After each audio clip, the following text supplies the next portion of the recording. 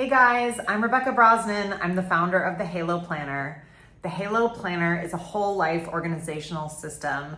It's a grid-based quarterly planner that I've designed to help me dream big, banish overwhelm, and improve every day. If you find this video helpful, please hit subscribe or sign up for our newsletter at thehaloplanner.com. Today, I'm gonna talk about quarterly planning, specifically going from Q1 2026 to Q2 2026. So the Halo Planner is designed as a quarterly planner, which means every 3 months you get to migrate your planning, your tasks, your goals from one quarter to the next quarter. I actually love this system because no matter how disciplined I am, my dreams are kind of always bigger than what I can accomplish. And Q2 is just this great fresh start. Spring, it's like kind of time to let go of all our expectations. New Year's and January has so much baggage, and you kind of put a lot of pressure on yourself to make all this transformation overnight. The wonderful thing about Q2 is you've had 3 months to give it a try, and then you can step back, evaluate what's working, what's not, and what your priority is. Before we get ahead of ourselves, remember, the Halo Planner is built on a plan, execute, review, repeat model. So every day you're looking at your task list to see what you've accomplished and what you haven't, and sort of migrating. Then on a weekly basis, you do a weekly review in which you look back on which of your goals you achieved, how much you got done, and sort of pivot for the next week. And then on the monthly basis, we do a reflection. We really look at our patterns of behavior. Like, of course, one day can get out of control. Even a week can be just really busy with unexpected things. But if week after week into the month, you're still not getting your stuff done, you can see patterns. And after 3 months, we have really a lot of evidence on what we said we were gonna do versus what we were able to accomplish. Now remember, this is always on a continuous improvement basis, so we're not gonna judge ourselves. This is about being honest with ourselves about where we are, what we can accomplish, and the best strategies to accomplish those goals. So the first part of the quarterly planning is really going into that quarterly review. I really like to go outside the home, whether it's a coffee shop or a library. I usually block the last Friday of every quarter to sit by myself and really think about what I want in my life. Again, the quarterly review is designed to bring our brains back to the positive. You probably accomplished way more than you realize. I know I always do. I feel terrible at the end of the quarter because I always set big goals. I always fall short. But then when I do my quarterly review, I am amazed at how much I'm actually able to accomplish.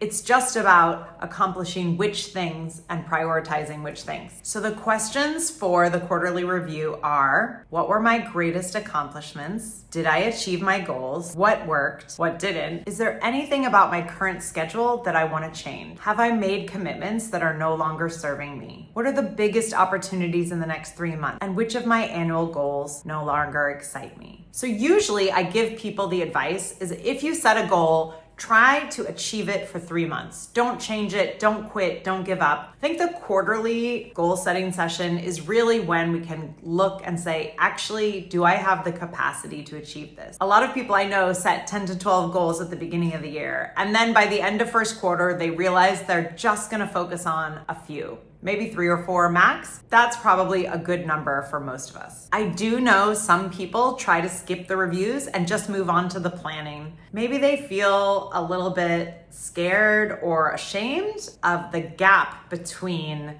what they said they were gonna do and what they actually did. Paper doesn't lie, so you can really see how you're spending your time. Reviews are not about recrimination. Reviews are about pivoting and changing strategies so you don't do the same thing for an entire year and then get to the end of the year and realize your strategy was wrong.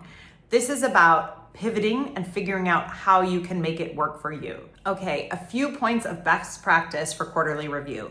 1, block the time now. So if you didn't block the time for Q1, block it for Q2 at the end of that quarter. Best practice 2, find a place where you can reflect away from your house, that you can get into that deep kind of considered, non-judgmental mindset. 3, Remember, your brain has a negativity bias, so make sure that you're focused on gratitude, what you did accomplish, and give yourself some grace as you evaluate your performance. 4, I like to actually block a half day for the review and then another half day for the planning. 5, I do a task sweep where I actually flip through all the pages of my planner and migrate any undone tasks that I want to keep and I want to save into the new planner, usually in the first month of the brain dump, so the April brain dump for Q2. But remember, it's okay to leave unfinished tasks behind.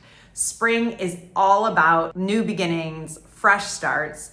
And so if you're never gonna read that research paper, just delete it. Let it go. Leave the task undone. It's time to move on. What makes Q1 so special? First, we all have this irrational exuberance on New Year's Eve. So we set sometimes like totally unrealistic goals. Some ways we're great at goal setting in January, more people do it, but this might be even a better time to set realistic goals that we can accomplish. The next thing is the winter weather. We may have to stay indoors. We may have snow disruption. I know people on the East Coast this year had like a really tough time with snow. The winter weather does make us change our behavior. And so some of the things that we might want to accomplish or might want to do or our habits may change during the winter months. The next thing is flu season. I actually got sick 3 separate times during first quarter, and I had both my kids sick. My husband never gets sick, but both my kids were sick too. And it really does throw you off. If you feel like you have momentum and then you have to stay in bed for a week, it's really disruptive towards trying to get tasks done. And then lastly,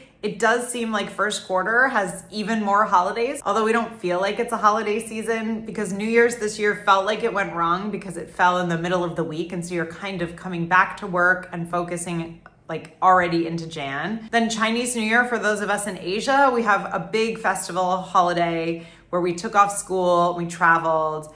And then this year, Ramadan was really early. And so you have just disruption of like a typical week. We had fewer typical weeks this first quarter than I think we do in normal quarters. So if you're doing your Q1 review along with this video, you can pause here, reread your purpose, reread your goals, reread all of your monthly goals pages, and then flip through the planner, just like get a sense of what you are working on. It's amazing how soon we forget. And after you've done that, you can take time to fill out those pages. I do it in bullet point format. You might write an essay.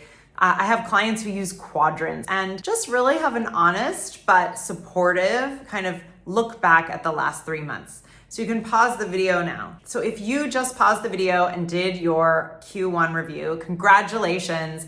I know it was way less painful than you thought it was gonna be. I really hope you feel better after doing the review than you did previously. I also think it's super helpful to do that first and then go into Q2 planning because I think you can really get the energy towards what you actually want to accomplish. Before we get into the actual nitty-gritty of the planning of the Q2, I want to talk about why we rewrite.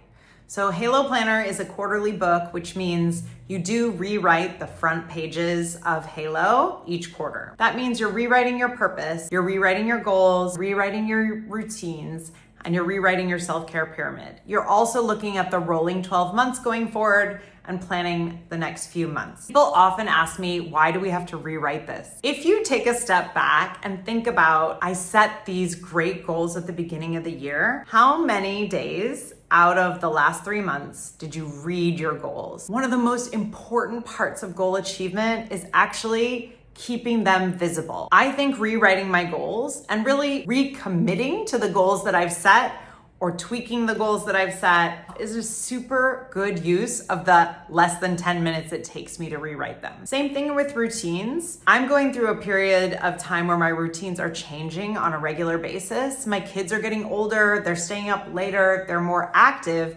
And so the time that I had as free time is no longer free time, but I still need time to do the things I did in those slots. And so I'm trying to try out different routines. What doesn't work is trying to do the same thing over and over again and failing. It's demoralizing for you and you don't actually get your stuff done. So do yourself a favor, take the 10 to 15 minutes it takes you to rewrite the beginning. Really think about whether your goals and your routines are working for you. I promise it'll take less than 10 and 15 minutes and you will really benefit from it. Okay, Let's talk about planning. Everybody's favorite part of Halo. Okay, now you're in your Q2 Halo. You've reviewed your goals and purpose, and you've decided which of your annual goals really just aren't gonna happen, or they're not as relevant to you, or they don't excite you in the same way they did in January. And you've kind of zeroed in on the goals that you want to focus on. The next thing to do is break down what you are going to do towards that goal in the next 3 months. So for example, if I'm working on a goal to be in the best shape of my life by 50, I might focus this next 3 months really on running. Remember, for most disciplines, getting from A to B is way harder than maintaining at B. So you may have a lot of things you're working on. Like for example, I'm still strength training 3 times a week, but I'm not upping my weights at the same time I'm trying to work on my handstand at the same time I'm trying to run. For me, that's too complicated. I just need to have a priority. So for example, if I have to miss one workout, it won't be my run because I'm trying to improve my running time. Pick the goal that you want to zero in on the next 3 months, and that feeds back into your overall impossible goal. It could be that you're not working on an annual goal at all. Perhaps you're running a race in December and you don't need to start training yet. Likewise, actually, you could finish an impossible goal. Maybe you want to write a short story and submit it by the end of May. That will be a goal that will be completed in Q2. There's no one size fit all, but try to pick 3 to 4 things that go to your overall goals that you're really gonna focus on. I have a lot of people tell me that they wanna wake up earlier and go to bed earlier. So for example, if your goal is to wake up at 5 a.m. and go to sleep by 9 p.m., maybe for the next 3 months, you could focus on just going to bed by 10 o'clock. You can move faster. Tomorrow, you could wake up at 5 a.m. and try to go to sleep at 9 p.m., but be realistic about what you can commit to in the next 3 months.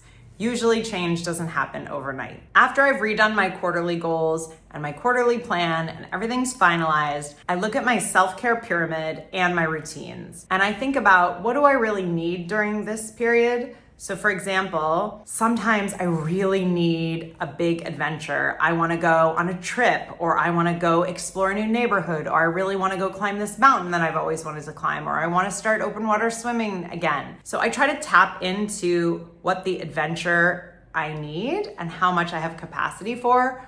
Right now, I'm so busy. Actually, adventure could just be going to a coffee in a new neighborhood. Like that would be enough for me this month. Same thing with indulgence. Sometimes my indulgence is like, oh wow, I really need a new outfit for this conference or for this event. Or sometimes it's just like, stay in bed and drink coffee on Saturday morning and don't worry about everything else. So try to tap into where you're at and what you need, and try to structure April for those things. And you can kind of plan ahead. If you know May is gonna be a really busy month, then you can plug in some of those events already. I like to rewrite all of my daily habits and recommit. So for example, last year I was doing 75 hard and I was drinking 4 liters of water a day. There is no way that is gonna be my hydration habit. I'm happy with 1 to 2 right now. And so every 3 months, like what you need is gonna change. Also, for example, tennis season is coming to an end. So I'm gonna try to gear my cardio more towards other things like swimming and running and hiking, in addition to keeping a little bit of tennis, but I'll rebalance for what's relevant for me now. Also with routines, I do think it's worth rewriting them.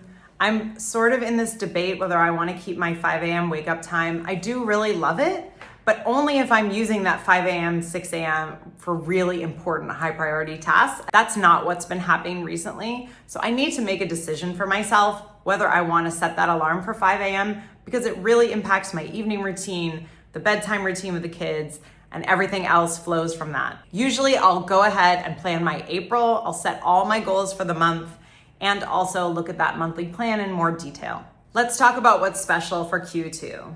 I think the first is we're just more realistic about what we can get done. After those first few months of irrational exuberance, trying and failing, I think we're all sort of ready to just focus on the thing we're actually gonna do rather than thinking that we're gonna do all these things that our ideal self wanna do. The second thing is I personally feel a really natural inclination to clean. So I book a weekend to get rid of old clothes, do a deep scrub of all the cabinets, limits and organize things and throw away what we're not using. I think that's a human feeling in spring. You should account for that time that you want to organize physically your house and your belongings. The next thing for me that always happens in the spring is I start shifting my activities, whether it's exercise or meeting people or how I spend my free time, to be outdoors. It's just so beautiful this season. I do try to intentionally be like, well, do I really want to do a gym class or do I want to hike a mountain with a friend?